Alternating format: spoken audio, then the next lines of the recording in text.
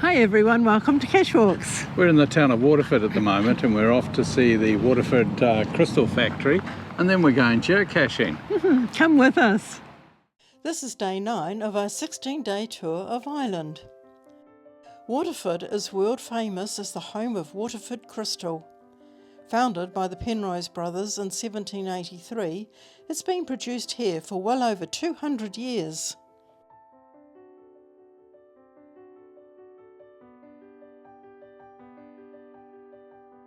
We booked our tour of the factory online to be sure of a place.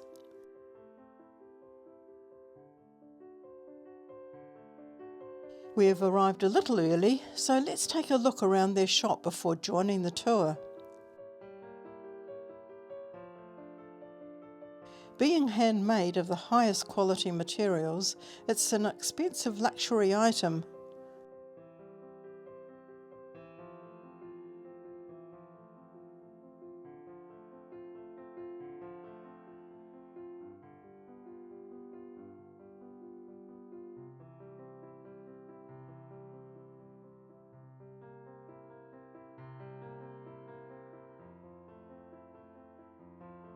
The master craftsman must complete an 8-year-long apprenticeship to learn each skill required.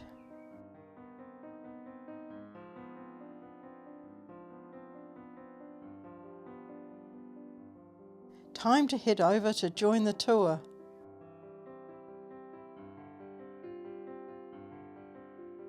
Our guide explains the history of Waterford Crystal. Let's head on in. Now folks, so this area is the blowing department. So this is where we're shaping the crystal. So what you're seeing now is a craftsman that we'd refer to as the master blower. He's after taking a piece of molten crystal from the tank furnace. The extreme orange glow is because of the intense heat.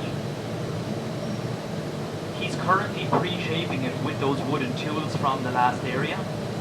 So this is how it gets its beginning shape. And you can see those tools are being soaked in water in between uses as well to combat the heat. Those tools will actually be soaked in water for weeks before you start using them on a piece.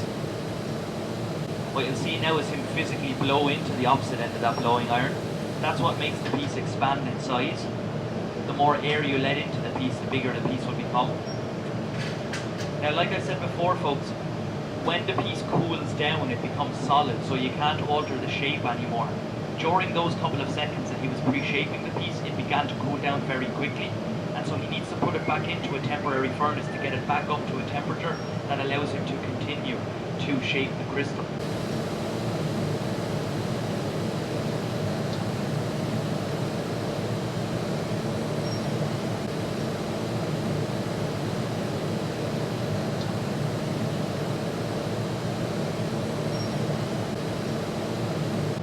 So it's going down into its mould now because he's finished pre-shaping it. So that's one of the moulds that's made out of cast iron.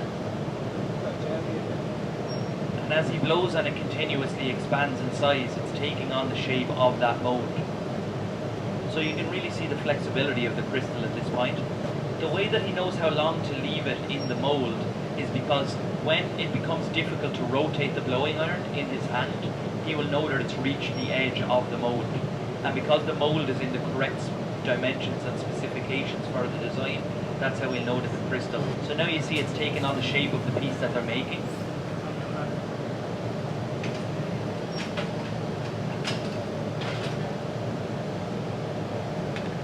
So what they're doing now is giving it a quick quality check. They're making sure they're happy with the way that it's turned out. He's just starting the cool down process now, but you see the thing is you can't have crystal drop from 2,500 degrees Fahrenheit to room temperature all at once. And so you need to control the temperature that it's coming down to very slowly. So he's not allowing it to cool down completely all by itself yet. The crystal will actually only become clear when it eventually reaches room temperature, and that won't be until tomorrow.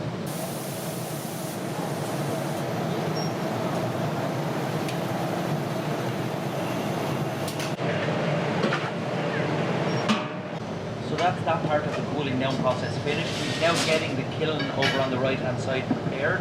He puts on fireproof gloves and places the piece in there where it's going to stay overnight and slowly cool down. tomorrow, when that piece finally gets taken out, it will be allowed to come down to room temperature, and that's when they'll start taking the caps off the pieces.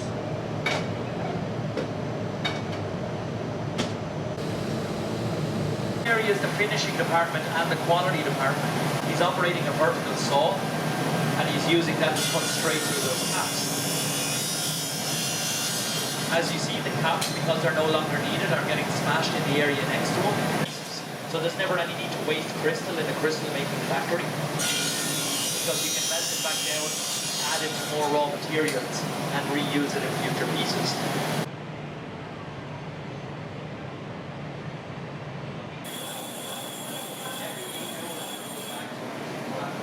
We're about to see the master cutters at work.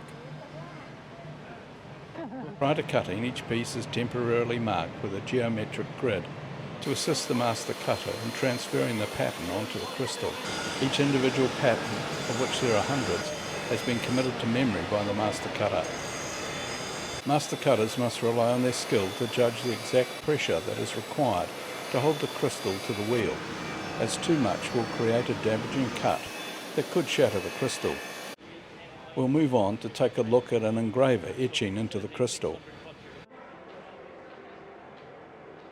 It can take anywhere from a few hours to many days to complete an engraving.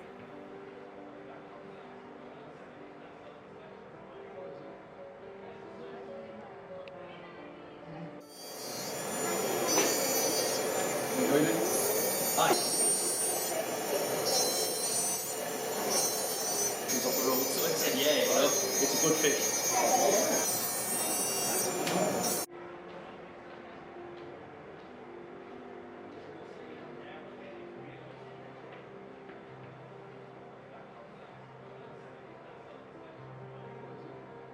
Here's a piece dedicated to the 9/11 rescue workers.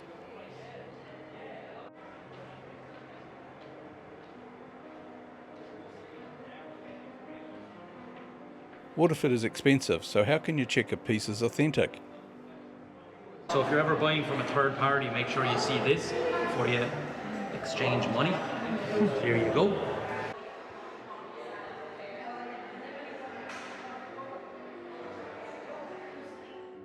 Now back to the shop to pick out a piece to bring home with us.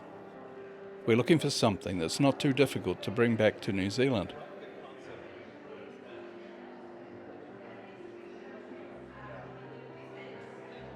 I've always wanted whiskey tumblers, so what better place to pick up a pair?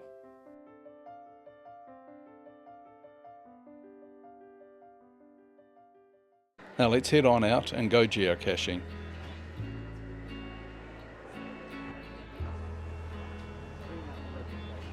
There's a virtual just 90 metres away, so I thought we might as well go across and get that. Yeah, might as well grab that one then. Yes. Yeah. I'm not sure what it means by assume the position. No, that'll be interesting. That could be fun. I'll let you do that. Okay, thanks.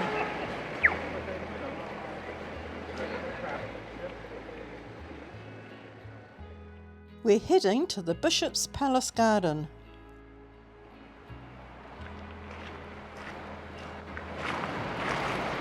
Nice garden, these box hedges. Yeah, isn't it lovely? Yeah.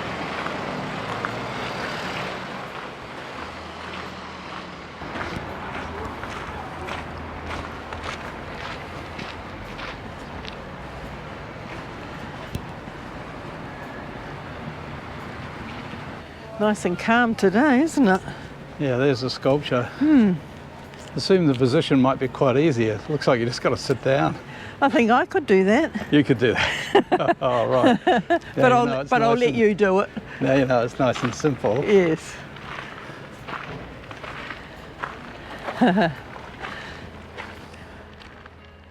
This sculpture commemorates the marriage of one of England's greatest knights, Richard de Clare, known as Strongbow, to the daughter of the Anglo-Norman King of Leinster in 1170 at the nearby Christchurch Cathedral. This sculpture blogging requirements. Assume the position Right. and take a photo of yourself, your GPS or geocaching related item. Attach the photo to your log. Okay, that's easy enough. That's good, isn't it? Okay. And I go to assume the position. King of the castle here, Lynn. Well done. You look the part. Thanks.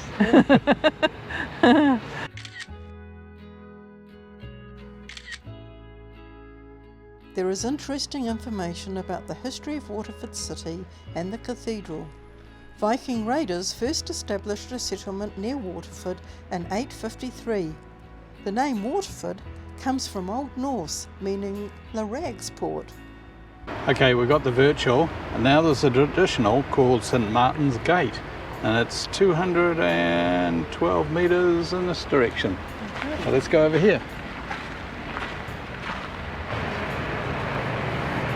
I think you have to go through this little cubby hole way. This little walkway here. Okay. Isn't it a lot quieter than yesterday? We just about got blown away yesterday. Yeah, it's quite good weather at the moment. We're heading down Spring Garden Alley towards St Martin's Gate. How much further have we got to go, Lynn? 135. 135. All right. Not very far. No. Nice hanging baskets in the house there up front. Yes, they are. Been really impressed with the hanging baskets in England and Ireland. Oh, they're beautiful. They're so beautifully planted. Yep, full. Yeah. Full of colour and full of different plants. Lots of petunias. Looks like a nice little community garden here too.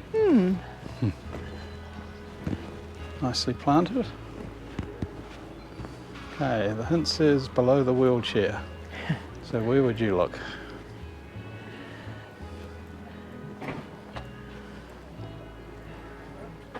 Okay, just checking. No, no one there. I think that's the cache. Yep.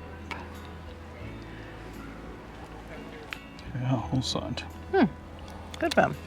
Cache found. Now it's Guinness time. Because Guinness is good for you. Or so the ad says.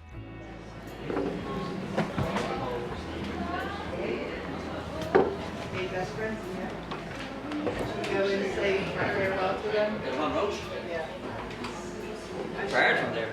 No, I'm not. They love me there.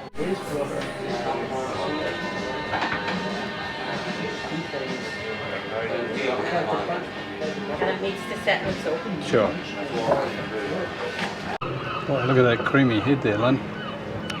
Yes. Yeah, it looks like it's a good Guinness. It's going to be interesting to try it. Will be. Okay. Cheers. Yes. Oh, that's such a creamy head. You don't normally get as creamy as that at home. And we'll just see how it goes.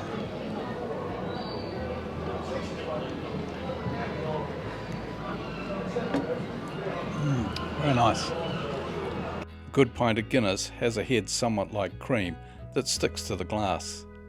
You may even find some at the bottom of your glass. A tortoiseshell butterfly has come to visit. Back at our Airbnb, we've made a new friend. Our hosts have two Maine Coons.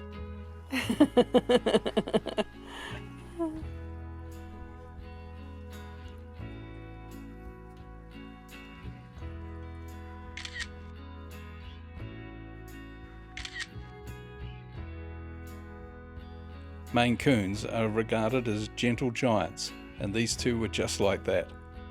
The Maine Coon is one of the largest of the domestic cats.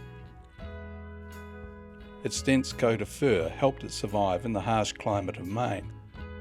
Well, this brings us to the end of our cache walk here in the lovely town of Waterford, and we enjoyed the Waterford Crystal and also finding the geocaches around the town. Thanks for watching. And don't forget to go geocaching.